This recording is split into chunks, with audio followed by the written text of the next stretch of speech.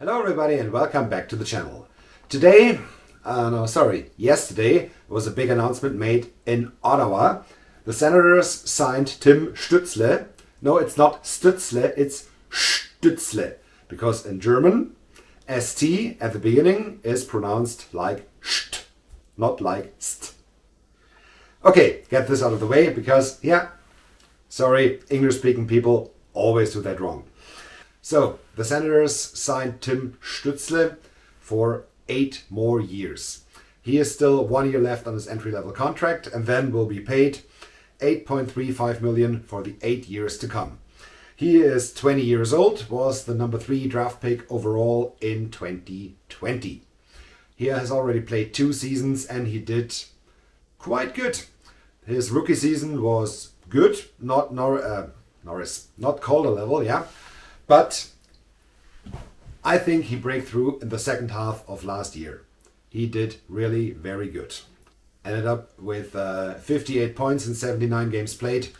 Very good season. And he was 19 when the season started. He's now 20. So his best years are still ahead of him.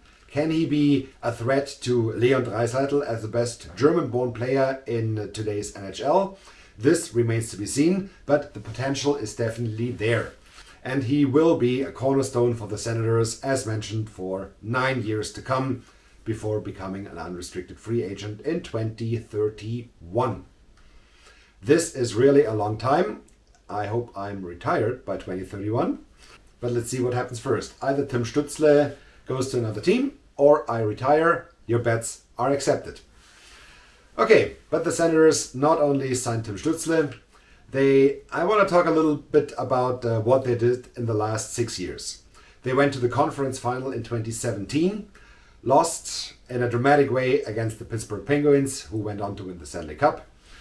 In the next year, 2018, they added Matt Duchene.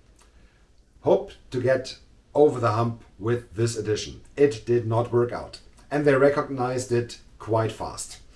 Traded away a lot of players starting in 2018, continuing in the 2018-2019 season, and they scrapped it all up and made a complete rebuild because they saw, we tried, it did not work, let's try again. And the hockey guy always mentioned that tearing it all down is the easy part, but building it back up is hard, and it takes time and energy. And the Senators were ready to spend this time and energy and do it right. And this is a great compliment for this team. They really did it the right way. They did what other teams fear of. Let's see. Good example, the Boston Bruins right now. They have a very old core.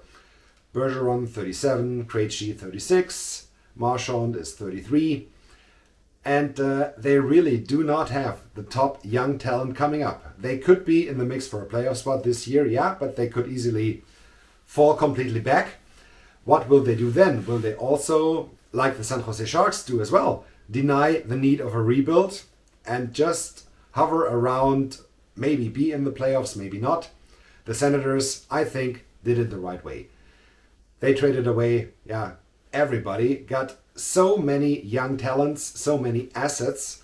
The Senators got Josh Norris in the Erik Karlsson trade, and they also got Tim Stutzle in the same trade, because Stutzle was picked with a draft pick that originally was property of the San Jose Sharks. Can you imagine the Sharks not getting Erik Karlsson, not having this $11.5 million elephant in the room, but for this having Josh Norris and Tim Stutzle? What would you prefer? I think the Senators not only won this trade, they robbed this trade. Nothing to do better than getting rid of the $11.5 million elephant and getting Josh Norris and Tim Stutzle in return. Thank you so much to the San Jose Sharks for this trade that made basically reformed the core of the Ottawa Senators, because Norris and Stutzle, who are both under 8-year contracts now, they are the new core of the Senators, together with Thomas Chabot, Drake Batherson, and Brady Tkachuk. what they did quite well in this offseason, they brought in some veteran presence. They brought in Claude Giroux. Not only he is returning home because he is from Quebec, not that far away from Ottawa. He also, I think, if he stays healthy, is exactly what the Senators need. A veteran leader. They had Austin Watson, they do have Austin Watson, who is 30 years of age, and kind of the veteran leader, but not to a level that Claude Giroux, former captain of the Philadelphia Flyers, that he can be. This will be major for this young core. Almost all their top line forwards are 25 and younger. So with the voice of Claude Giroux in the room, with his presence with 36 and the experience he has, this will be a major factor. On D, the presence of Travis Hamonic, who also had experienced a lot in his NHL career, I think he's 32, will help the young guys that are coming up, like Brandstrom and Jake Sanderson, who should be a regular this year, but remains to be seen. Together with Thomas Chabot, who is one of the best defensemen in the league, my opinion, if he had played the last years on a better team. Maybe he would even now be in Norris conversation if the Senators get better, and Chabot must be a major part in this role. I think he could go into this conversation next year and the years to come.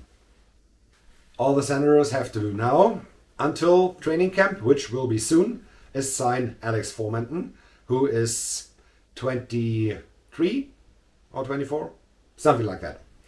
Young forward who came out of his entry-level contract.